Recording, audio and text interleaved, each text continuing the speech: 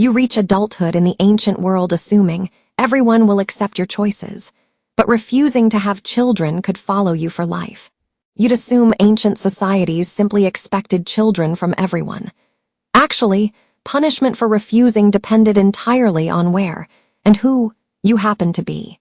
In some places, refusing children was treated as a crime against the state.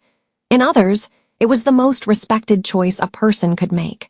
Now here's where it gets interesting. The very same decision could get you mocked publicly in one civilization and celebrated as holy in the next. Kate has studied how ancient cultures treated childless adults, and she's ready to walk you through 6 wildly different verdicts on the very same choice.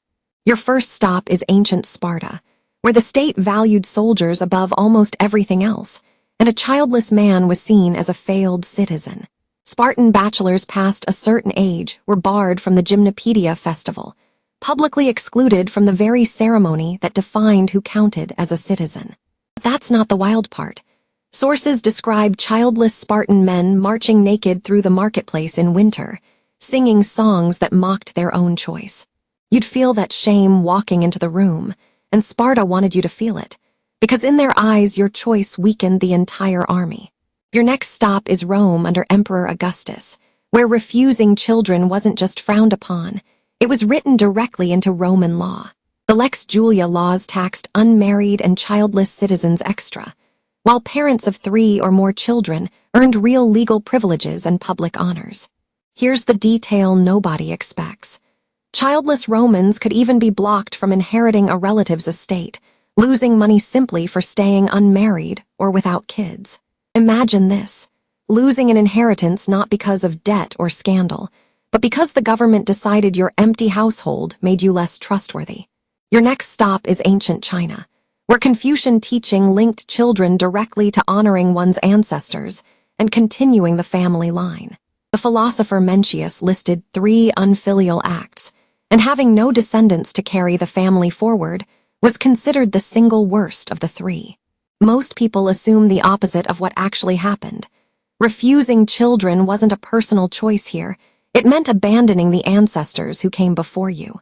You'd carry that weight quietly, knowing your family's entire spiritual future rested on whether you produced a son to keep the rituals alive. Your next stop is ancient India, where Hindu belief tied a son's existence to whether a parent's soul could ever reach the afterlife. The word for son, putra, was believed to come from a term meaning one who saves from hell, tying childbearing directly to salvation. Turns out, the truth is even stranger than that belief suggests. Without a son to perform funeral rites, a soul could remain trapped forever. You'd feel that pressure land on you personally, because refusing children here meant risking your own parents' peace in the next life. Your next stop is Norse Scandinavia, where inheritance and land rights ran through children, leaving childless couples in a genuinely precarious position. Now consider what this really meant. A childless widow could lose her farm entirely, since Norse law often passed land only through direct heirs. Here's what actually happened next. Some childless Vikings formally adopted grown adults, sometimes even close friends, purely to keep property inside the family.